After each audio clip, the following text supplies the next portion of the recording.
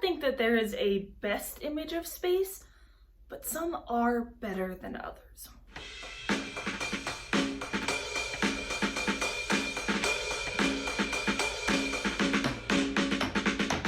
Alright folks, welcome back to Space According to Skylar. I'm Skylar, I'm an astrophysics PhD student, and today we are going to be tier ranking NASA's astronomy pictures of the day. So if you're not familiar with this, essentially every single day NASA posts a new picture on this website right here.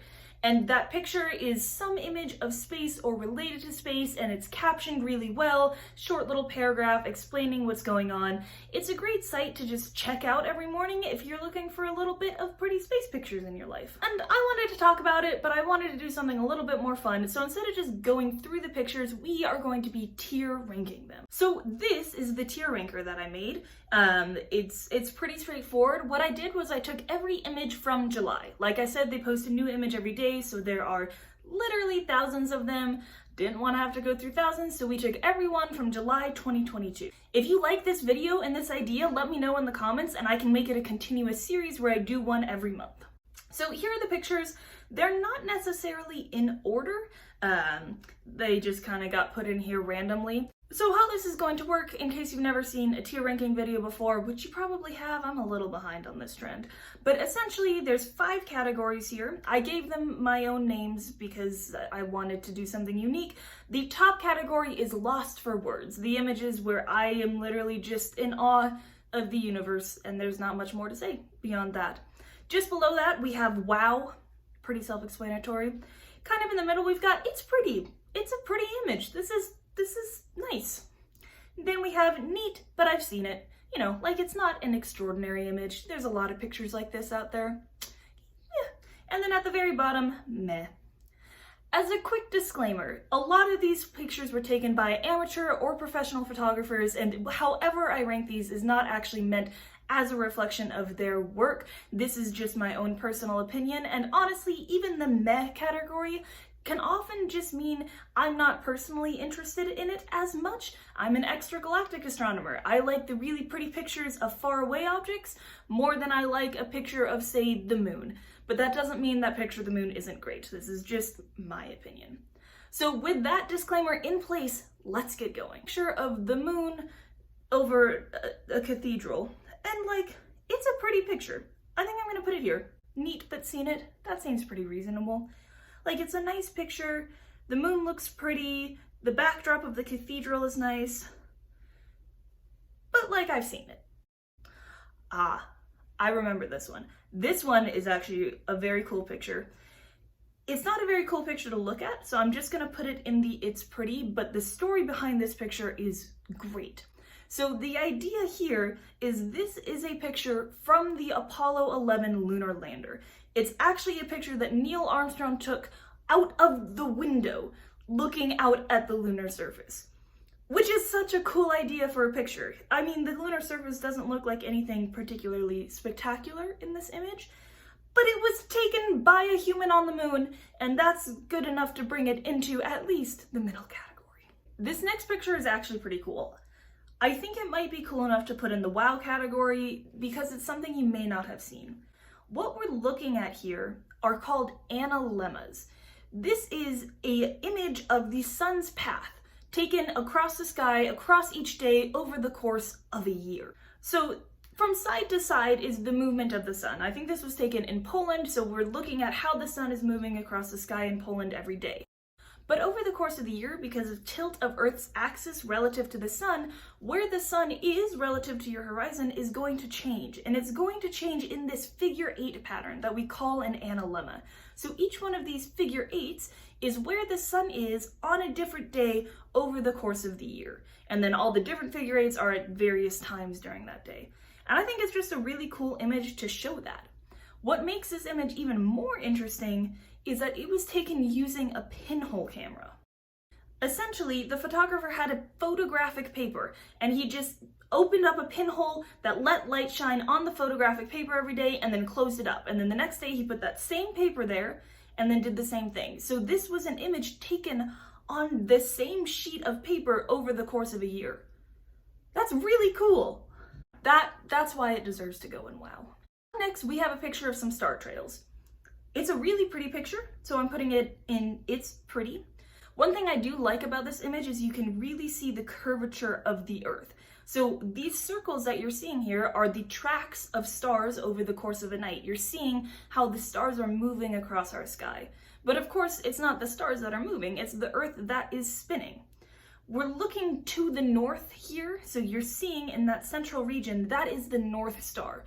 That North Pole doesn't move, it doesn't spin, it's in line with Earth's axis. And something that's really cool, if you want to know your latitude, just calculate the angle from your horizon to that central region, that North Star, and that angle is your latitude.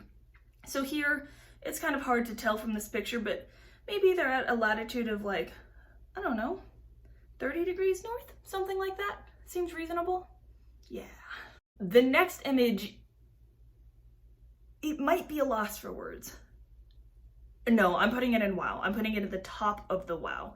So this is another Apollo 11 image. This is a picture taken by Michael Collins, who didn't go down to the lunar surface, but stayed in the orbiter. And what this picture is showing is the spacecraft coming back up to the orbiter with Earth rising behind the moon behind it. That's a ridiculous perspective. So the spacecraft that you can see has Buzz Aldrin and Neil Armstrong, and the Earth is just visible over the edge of the moon, and wow. Wow. Up next, we have the Northern Lights. Fun fact about me, if someone were to ask me what's on my bucket list, seeing the Northern Lights is at the very top. They're just really pretty. So, it's pretty. Oh, okay, this next image is kind of fun. So this is a picture of a globular cluster and a comet. So in the bottom right here is a globular cluster. It is a big group of stars that all formed at the same time, and they're all kind of gravitationally bound together. This one in particular is M10 or Messier 10. And then in the top of that image, you can see a comet going across the screen. It's kind of a fun image. It's not, I'm putting it in it's pretty. What is fun about this image is that the Messier catalog that this M10 comes from was a list of objects that was created by Charles Messier, a French astronomer who was hunting for comets. And he kept seeing these other things that were bright and kind of fuzzy, but not comets. And so the Messier objects are just a list of not comets. So it's kind of fun to see a picture of one with the real comet in it.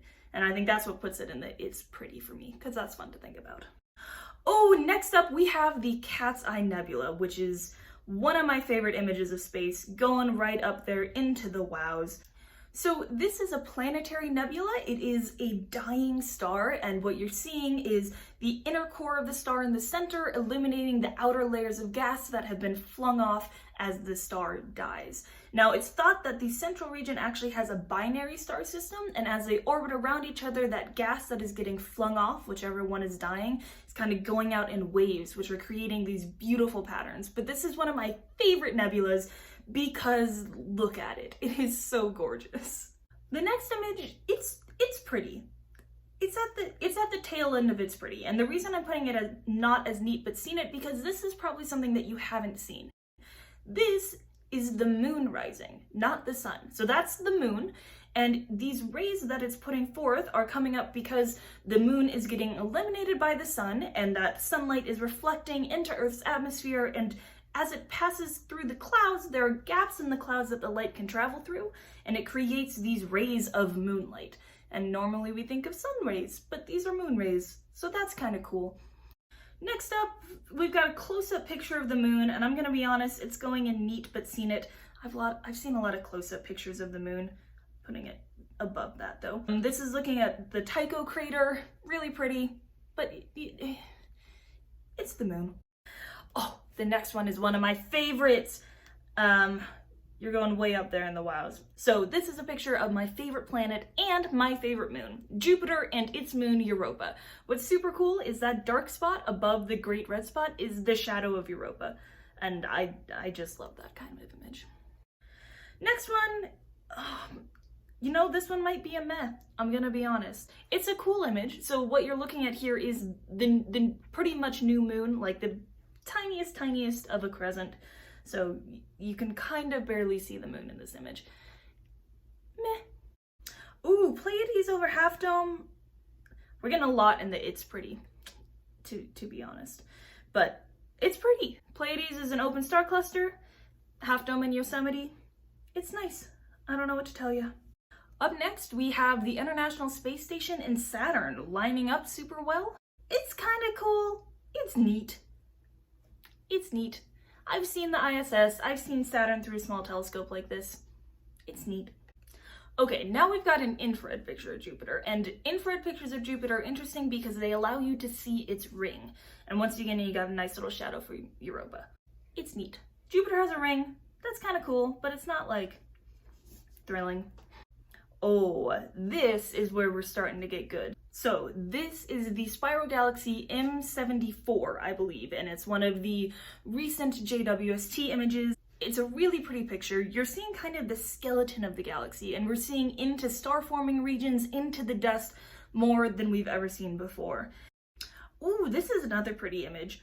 I think it's gone in the top end of it's pretty. It's not quite wow for me. But this is another Messier object, M94 this time, and it is what we call a starburst galaxy. It is currently forming a whole bunch of new stars. All of the blue regions you see kind of at the outer edge of the spirals here are star-forming regions. New giant hot blue stars are being formed there, and so it makes really pretty pictures. Man, another dead tree picture. Sorry. It's pretty. You've got the Milky Way in the background. But, yeah. Okay, this is kind of interesting. I haven't necessarily seen it, but it's not really a pretty picture, so I'm putting it down in the meh. This is more data. What we're looking at here is a map of the stellar motion of stars in the Milky Way. The blue regions are stars moving towards us, the red regions are stars moving away. So what you're seeing here is that spiral rotation of our disk galaxy. This is a pretty picture. So this is a great image of gravitational lensing. So we've got some new background noise now. I apologize for that. That is my boyfriend taking a shower because he just got home from work. So you're just gonna have to deal with that. So what we're actually looking at in this image is a cluster of galaxies, a group of hundreds and thousands of galaxies with a really strong gravitational influence. And that gravity actually warps and distorts the light coming from behind that cluster. So this molten metal thing is actually a galaxy behind the clusters whose light is getting bent back towards us and magnified and amplified. It's a really beautiful, interesting picture to look at because of that, and it's also really scientifically useful because this gravitational lensing process allows us to see objects that are further away than we would normally be able to see. So here we've got another pretty picture of space. This is kind of a collection of nebulas. A nebula is just a region of gas and dust, and there's a bunch of them here. Some of them are emitting radiation, that's that red that comes from hydrogen gas. Some of them are kind of reflecting starlight, that's that blue. It's cool, but I've seen a lot of images like it, so it's going in the neat, but I've seen it. The next picture is a cloud picture, and honestly, meh. I'm sorry. What's interesting about this is these clouds are like really high up in the atmosphere and they're ice crystals that are refracting and reflecting the sun's light in a specific way, but I don't really care. Sorry. Next up, we have the Martian moon Phobos. It's one of 2 moons on Mars. It looks kind of like a potato, and I like it. It's not a really pretty thing to take a picture of, so we'll give it a meh. The little blurb on the website talks about how this moon is slowly getting tugged down towards Mars, and eventually it's going to break apart and form kind of a little ring system in 50 million years-ish. So it won't be around for long. It's just a little moon. We'll move it up one. Now we're getting into the lost for words categories. This is Stephan's Quintet. It is one of the first images released by JWST. You can go see my video where I talk about it more in depth. There's so much going on here: galaxy collisions, active galactic nuclei, background, galaxies and deep fields. See, there you go, lost for words. That category exists for a reason.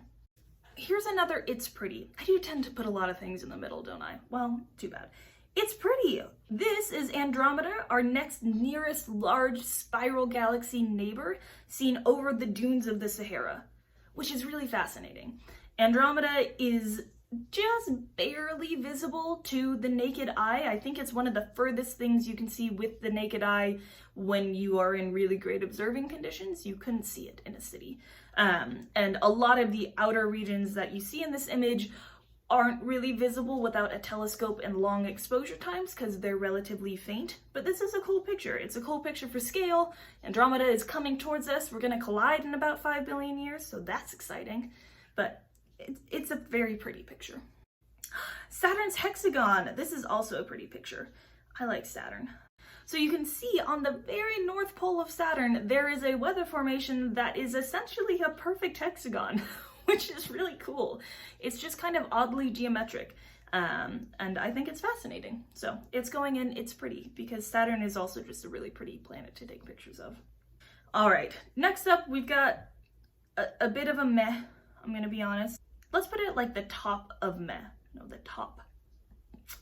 What we're looking at here are essentially star trails, but there's some planets in there too. They're reflected on the water. It's showing the motion of things across our sky as Earth spins. That's cool, but compared to some of this other stuff, meh. We got another moon picture. I'm gonna put it in the neat, but I've seen it. So this is the strawberry moon in June, and I think this picture is taken in Italy. Strawberry moons are just slightly bigger in size because it's a little bit closer to the Earth. It's kind of this reddish orangish color because it's so low down on the horizon that the light has to go through a lot of atmosphere on its way to our eyes, and so it gets distorted. You lose some of the bluish hues and you're left with that more orangey color. Spoilers, the last two are both going in lost for words. Oh man, I have to order these. I think we're going in this order. So this is the top. So this very first one, this is the deep field. This was the first ever image that we got from JWST. It's an incredible image. We are already discovering galaxies in this picture that are further back than anything we've ever seen in the universe, which is astounding. From just a few 100 million years after the Big Bang. You're seeing light in this picture from 13.5 billion years ago. Sit with that for a second. That's absurd. And then of course we have the beautiful Southern Ring Nebula. The details of this image are, how is this possible? It's beautiful. Again, if you want to see me talk more about these images, go check out my other videos on them. I won't spend more time on them here. I'm just going to appreciate their beauty and be lost for words. So there you go. This is my final chart. I'm pretty happy with it. I definitely tend to put a lot of things in the it's pretty category, but a lot of space is pretty. I highly, highly recommend checking out this website. Astronomy Picture of the Day is just fun. It's fun to see the images. As you can see, there's a huge variety in the types of images. There was also a video on it that I didn't put in here. But if you like looking at space pictures, it's a great place to find them. Again, if you enjoyed this video, please let me know. Give me a thumbs up. Let me know if you want to see more videos like this in the future, because I had a lot of fun making this. I always love looking at pretty space pictures. So if you do too, let me know. I will put the link to this little tier maker that I made below, as well as to the Astronomy Picture of the Day website. Do all the things, the subscribe, ring the bell, do the YouTube stuff, please, and thank you. Bye.